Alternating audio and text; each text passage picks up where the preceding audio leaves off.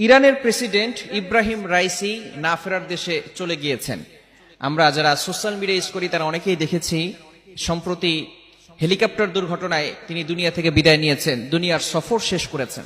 তবে এই বিষয়টি নিয়ে অনেকেই দেখছি সোশ্যাল মিডিয়াতে, অনেকে ফেসবুকে পোস্ট করছে, কেউ আলহামদুলিল্লাহ লিখছে, কেউ আবার ইন্না লিল্লাহি ওয়া ইন্না ইলাইহি রাজিউন বলছে। এই ক্ষেত্রে আমাদের করণীয় কি? এজ এ মুসলিম হিসেবে, একজন মুসলমান হিসেবে আমাদের করণীয় কি? আমরা এক্ষেত্রে কি করব? আমাদের করণীয়টা কি?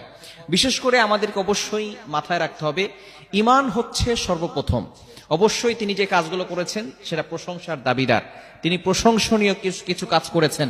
বিশেষ করে ফিলিস্তিনে, যেখানে কোনো মুসলমান রাষ্ট্র তাদেরকে কোনো সাহায্য করতে পারে নাই, সৌদি আরব এবং অন্যান্য যে রাষ্ট্রগুলো আছে তারা সেখানে কিছুই করতে পারে না, সেখানে এই ঈদুল ফিতরের সময় সেই ইরান থেকে তিনি কিন্তু মিসাইল হামলা করেছিল। এই ক্ষেত্রে অবশ্যই তিনি প্রশংসার দাবিদার। তবে আমাদেরকে